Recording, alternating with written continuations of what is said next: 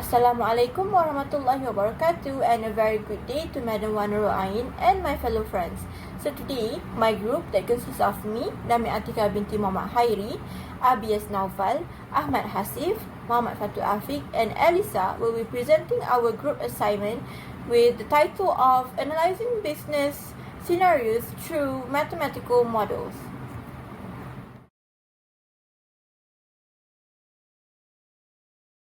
Hi, Assalamualaikum. My name is Ahmad Asif. So, for my part, I will be introducing the introduction first. For introduction, business mathematics is key to solving challenges like market equilibrium, cost analysis, and profit optimization. This study applies linear and quadratic functions to analyze price, quantity, and profitability, to interpret demand and supply graphs, and to calculate equilibrium prices to guide pricing and production strategies. By using the tools, businesses can make data-driven decisions for growth, efficiency, and long-term success. For part 1, demand and supply functions. Question 1. Linear demand and supply functions. Find the price at which demand equals supply, which is market equilibrium. A product's demand and supply are represented by the QD equals to 100 minus 2P and QS equals to 20 plus 3P, where P is the price and Q is the quantity. So for the calculation, market equilibrium is when QD equals to QS. So 100 minus 2P equals to 20 plus 3P. And then we continue to 100 minus 20 equals to 3P plus 2P. Then 80 equals to 5P, and then we divide 80 divided by 5, and the price is RM16. And then we substitute the value of P equals to 16 into either QD or QS to find the equilibrium quantity. And the calculation QD equals to 100 minus 2 times 16, and QD equals to 100 minus 32, and QD equals to 68 quantity. Hence, the equilibrium price is RM16 and the equilibrium quantity is 68 quantities.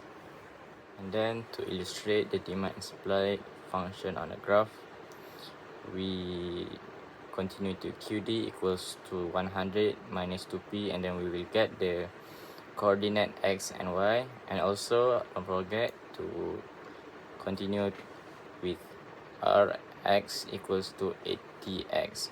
And then we plot the graph, so the demand and supply functions. The yellow color is demand, QD equals to 100 minus 2P. And then the orange color is the supply functions, which is QS equals to 20 plus 3P. And then X is an equilibrium point, and the equilibrium price, which is 16, and the equilibrium quantity is 68. And then that's the calculation for our graph. Then for the next question, which is question 2, changes in demand and supply. Find the price at which demand equals supply, which is the market equilibrium.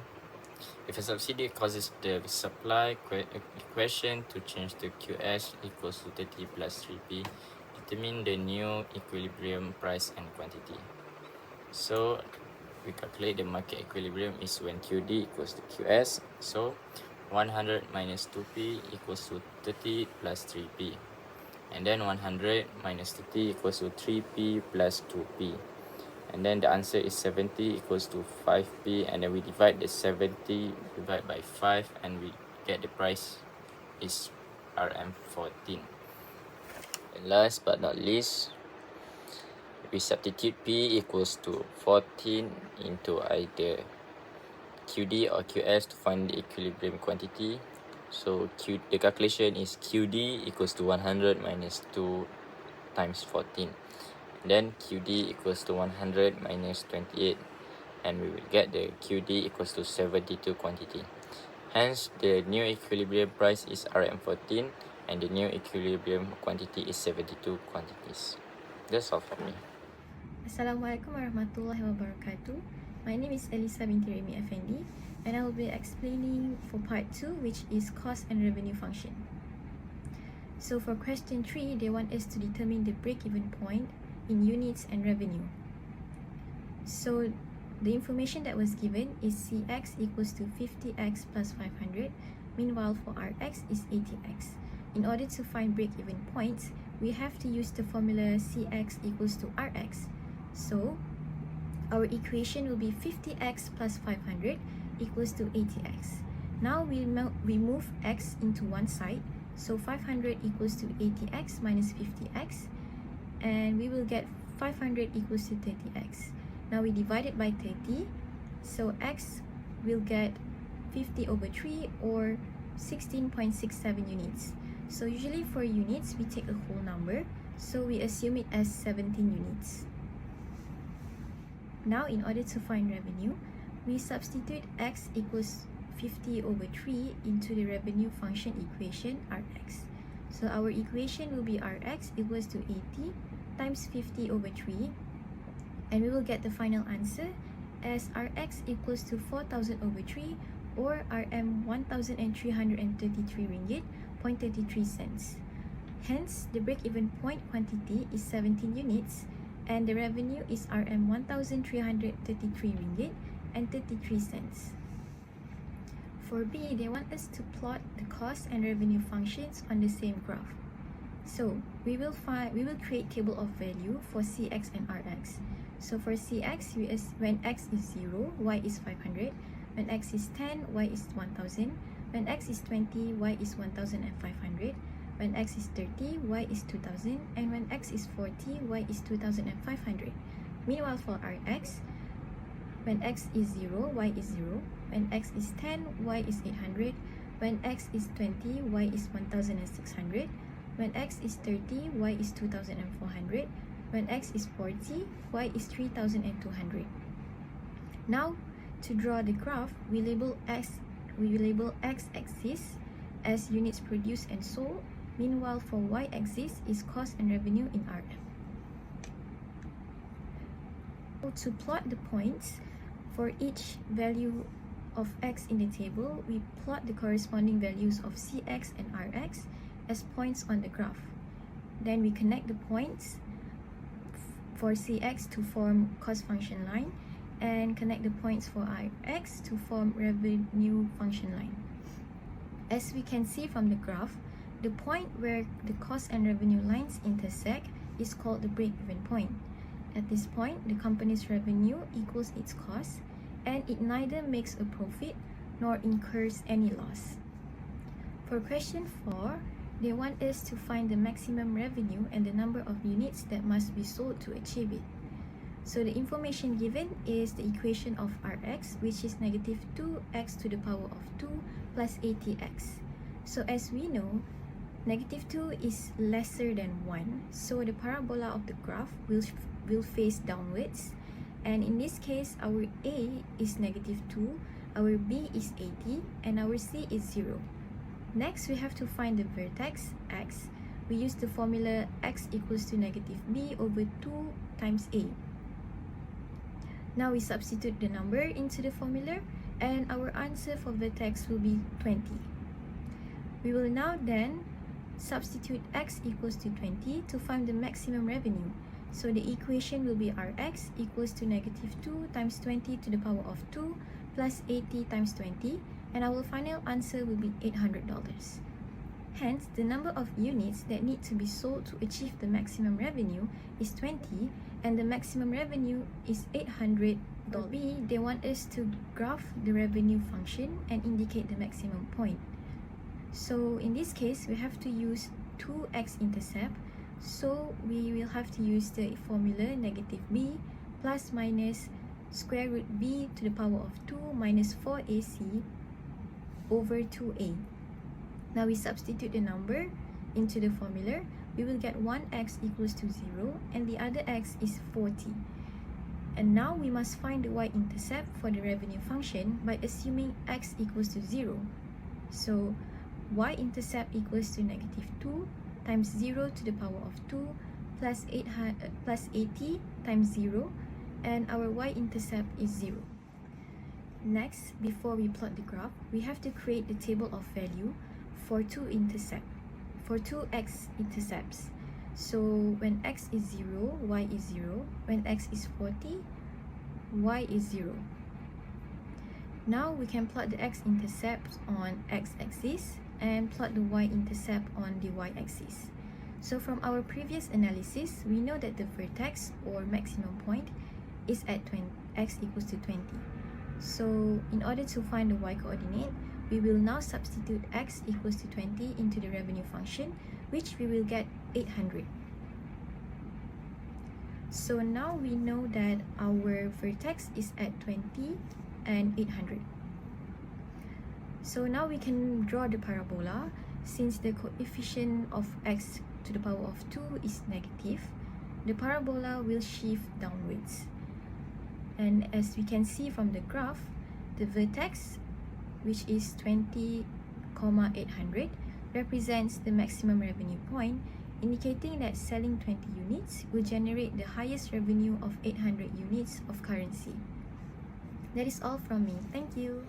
Hai, Assalamualaikum warahmatullahi wabarakatuh. I am Abis Nafal bin Razli, and I will be presenting about part 3, market equilibrium and break-even analysis. So for the question 5, market equilibrium analysis, the demand and supply function are given as quantity demand equals to 120 minus 4p, and quantity supplies equals to 40 plus 2p. So for the first question is calculate the equilibrium price and quantity. So for the quantity demand equals to quantity supplied, 100 equals to 120 minus 4p equals to 40 plus 2p. So the total for the price we get is 40 per 3 or 30.333. So for the price we got RM 30 ringgit and 33 cents. So for the second one is to find the quantity, equilibrium quantity. So quantity demand equals to 120 minus 4 in the bracket 40 per 3, because of the value of P is 40 per 3, either quantity demand or quantity supply to find the equilibrium quantity. And then we get the total is 67 units for the quantity demand. So for the equilibrium price we get RM 30 ringgit point 33 cents, and for the quantity we get 67 units. For the second one is discuss how shifts in demand or supply due to advertising or raw material costs could affect the equilibrium. So for the first one is increase in demand.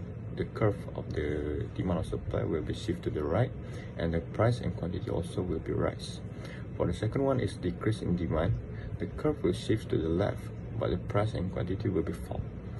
For the third one, increase in supply, curve will shift to the right, but the price of the product will be false, but the quantity demand will be rise. And fourth one, decrease in supply. The curve will shift to the left, but the price will be rise. Price of the product will be rise, but the quantity of the demand will be low. So for the question 6, break-even analysis. A startup company incurs a fixed cost of 10,000 ringgit and a variable cost of 20 ringgit per unit. It sells the product for 50 ringgit per unit. So for the first question is determine the break-even point in units and revenue. So 50x equals to 20x plus 10,000 is, and then we get the total of the x is equals to 1,000 per 3 or 333.333 units. So we get the break-even point for the in units is 333 units, and for the second is revenue. How to find the revenue? Revenue equals to 50 ringgit, the price of the product, and times with the units of the break-even. So we get the total of the product is RM 60,666.67 cents. That is the total of the revenue we get. Thank you. And for the B, discuss the significance of the break-even analysis for business decision making. So for the first one, the company can identify the point where revenue equal to the cost if there are no profit or loss in the break-even analysis. So for the second, it helps set price by determining the sales needed to cover the cost. The third one is aids in cost control to lower the break-even point. The four is predicts the company can predict the profit at different sales levels. And then for the five is company can evaluate the feasibility of the new products or expansion, some innovation in the company. So and for the six is the company can manage the risk by showing required of the revenue. So they can sell the product in what price, how much quantity for the product. That's all. Alright, thank you. Assalamualaikum warahmatullahi wabarakatuh. So we're gonna move to the part 4, optimization, maximum and minimum. Question 7, optimization. A manufacturer's profit function is Px equal negative 5x square plus 150x minus 500, where x represents the number of units sold. A, determine the number of units that maximize the profit. So we're gonna list the information. Px equals to negative 5x square plus 150x minus 500. So A is negative 5, B is 150, C is negative 500. So we need to find the vertex, which is the formula A is negative B over 2A. So X is equal negative 150 over 2 times with negative 5. So X will be equal to 15. Okay, so we move to the question B. Calculate the maximum profit. So when you get the X equal to 15, you substitute into the profit function. For example, Px equals negative 5 times 15 square plus 150 times 15 negative 500. So Px, when you calculate into the calculator, Px will get 625. So the maximum profit is 625. That's it. So the next question is illustrate the profit function graphically, showing the maximum point. So firstly, we graph the profit function. We must use the information that gained from 7a and 7b and find the x-intercept by using quadratic formula. So when we use this quadratic formula, we get 2x. First x is x equal to 3.1897. So the second x is equal to 26.1803. So the coordinate for x-intercept, we get two coordinate. First, x is equal to 3.1897 and y is 0. And second is 26.1803 and y is 0. So now we must find the y-intercept by assume that x is 0. Means like Ps equal to negative 5 times 0 square plus 150 times 0 minus 500. So the Rs will be equal to negative 500. So we get the coordinate for y-intercept is x is 0, y is negative 500. So the graph, you would get the all of the information. So you just put into the graph, and the graph will be like this. So 625 is your profit function. Also, that's it. Thank you. Alright, now let us move on to our case study. Our case study talk about the AirAsia ticket pricing from Kuala Lumpur to Bali. So in this question, we insert two equations, which is the quantity demand equals to 600 minus 2p and quantity supplied equals to 3p minus 300. For the first question, we want to find the equilibrium price and equilibrium quantity for the ticket pricing of AirAsia from Kuala Lumpur to Bali. So, before we want to solve this question, first thing we have to know that at equilibrium point, the quantity demand is equals to quantity supply. Hence, we just insert the two equation into the formula, and we will get the price equilibrium is Rm 180 ringgit. And then to find the equilibrium quantity, we substitute the Rm 180 ringgit into the either QD equation or QS equation, and we will get the equilibrium quantity as 240 tickets. Alright, now for the second question, we want to find the same thing, which is equilibrium price and equilibrium quantity, but this one is after the government introduced a subsidy, which causes an increase to the supply of AirAsia ticket. So the new equation for quantity supplied is 3P minus 500, while the quantity demanded remain the same. To solve this question, firstly, we use the same formula from the first question, which is quantity demand equals to quantity supplied, and we insert the quantity demand with the old formula, and while the quantity supplied the new equation, and we got the equilibrium price is Rm 220 ringgit, and then to find the equilibrium quantity, we substitute the Rm 220 ringgit into either the QD or QS, and we got a total of 160 tickets for the equilibrium quantity. Alright, now for our last question of our case study, we want to create a graph.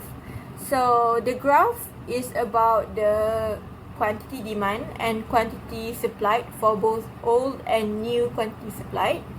Okay, so firstly, to create a graph, we want to find the coordinates for each equation, where we have three equations here, which is QD equals to 600 minus 2P, and then we have the initial quantity supplied, where QS equals to 3P minus 300, and the last equation is the new quantity supplied, where QS equals to 3P minus 500.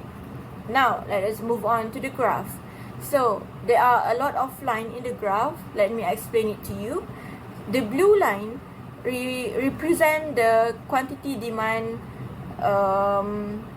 equation, where QD equals to 600 minus 2P.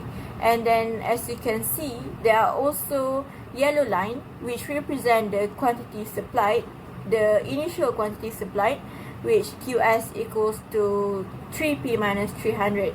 And then, as you can see, there are movement downward of the yellow line. The dot green line, that one represent the new quantity supplied after the government introduced a subsidy, which is QS equals to 3P minus 500. So, since there are movement after the government introduced a subsidy, there will be two equilibrium points. So, for the first equilibrium point, as you can see there, is when the price is 180 ringgit, the amount of ticket is 240 tickets, okay?